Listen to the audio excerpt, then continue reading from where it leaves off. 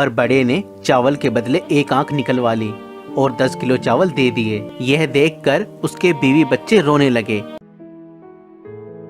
किसी गांव में 2 भाई रहते थे। बड़ा भाई अमीर था, उसके पास किसी बात की कमी नहीं थी। छोटा भाई गरीब था, मेहनत मजदूरी करके पेट पालता था। एक दिन दोनों भाइयों में बहस होने लगी।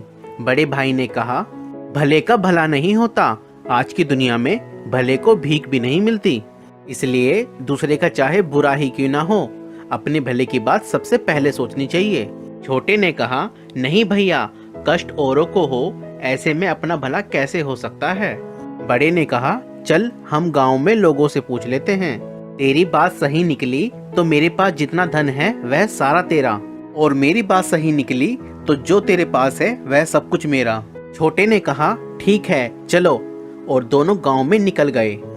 गांव में पहुंचकर 1 से पूछा, 2 से पूछा, 3 से पूछा, सभी लोग यही कहने लगे कि आजकल भलाई का जमाना नहीं रहा, भलाई करने वाला तो भूखा मरता है, भले आदमी का कहीं गुजारा नहीं होता, और जो बुरी राह पर चलता है वह खूब फलता फूलता है, धन दौलत से सुखी रहता है।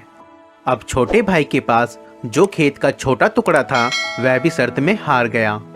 अब वह दाने दाने को मोहताज होने लगा, बीवी बच्चे भूखे मरने लगे, खाने को कोई उधार भी नहीं देता था। वह अपने बड़े भाई के पास गया चावल उधार लेने के लिए। सोचा बड़ा भाई है वह दे देगा। उसने बड़े भाई से कहा, भैया 10 किलो चावल दे दो, घर में अन्न का दाना तक नहीं है, बच्चे भूखे मर रहे हैं। बड़े भाई ने तुरंत कहा, पैसे दे दो और जितना चाहे चावल ले जाओ। छोटे ने कहा, पैसे तो नहीं हैं। इस पर बड़े भाई ने कहा, तो फिर अपनी एक आंख दे दो। छोटे ने सोचा मजाक कर रहा है, चावल के बदले एक आंख थोड़ी लेगा।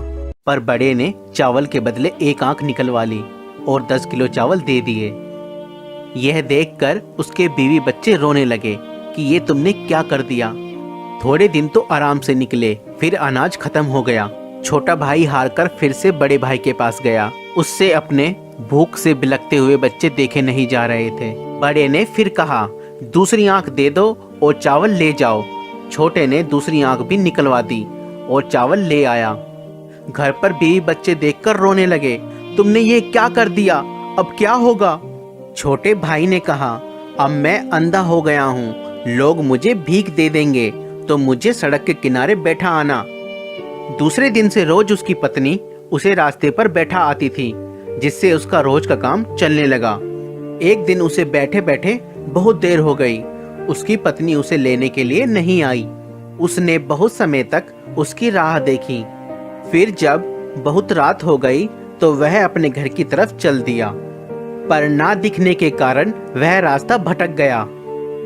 आखिर उसने सोचा, अब तो यहीं बैठकर ही रात गुजार लेता हूँ, और आगे चला तो रास्ता भूल जाऊंगा। वह एक पेड़ के नीचे बैठ गया। कुछ समय पश्चात पेड़ से आवाज आने लगी और तभी एक तूफान सा आया। दरअसल यह भूत थे। चारों में से एक उनका सरदार था। भूत बहुत खुराफाती थे।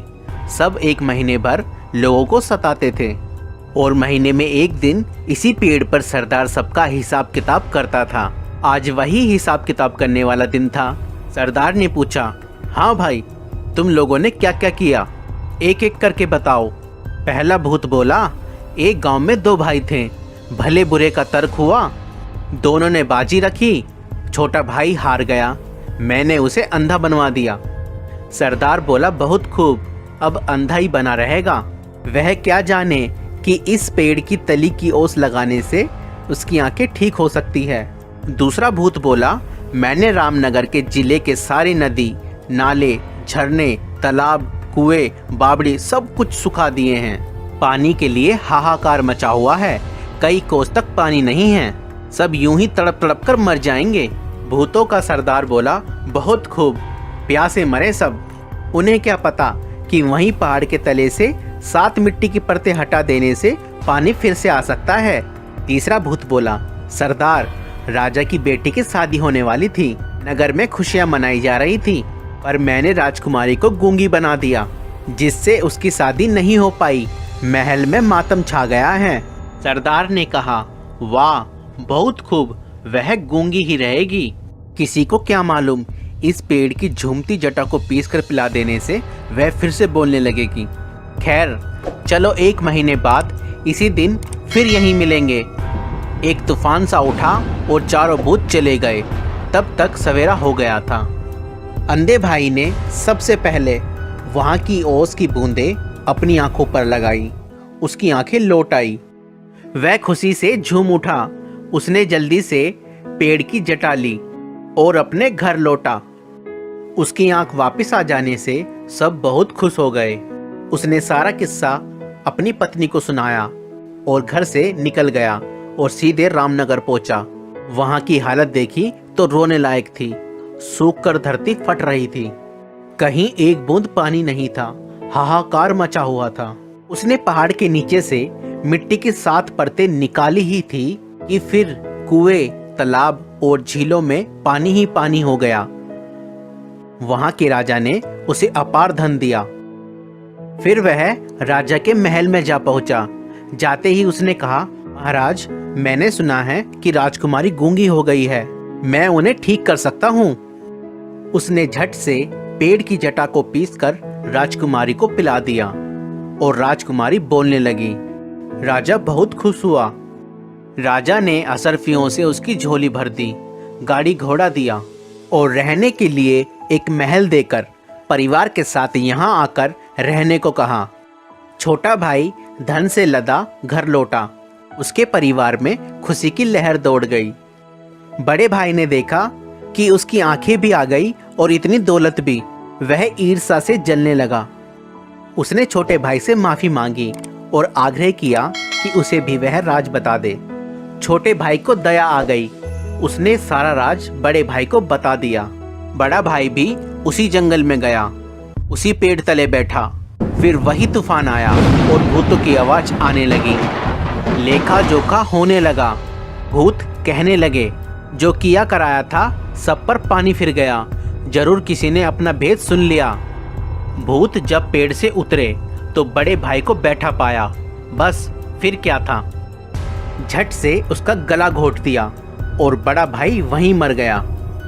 मित्रों, कहानी थोड़ी काल्पनिक है, लेकिन इससे हमें ये शिक्षा मिलती है कि भला करने वाले के साथ बुरा नहीं होता। वह बुरा करने वाले के कर्मों का परिणाम देर सवेर उसके सामने आता जरूर है। मनुष्य को हमेशा संतुष्ट रहना चाहिए। जो ज़्यादा लालच करता है उसका हाल बड़े भाई के समान होता है। दोस्तों, हो सकता है कि आपका भाई, आपकी बहन, आपकी बीवी, आपका पति, आपके रिश्तेदार या दोस्त आपके पीठ पीछे आपको धोखा दे रहे हों, तो आप चिंता ना करें। देर सवेर परमात्मा उनके बुरे कामों का फल उन्हें जरूर देगा। दोस्तों, इस वीडियो को लेकर आपकी क्या राय है, नीचे कमेंट करके जरूर बताएं।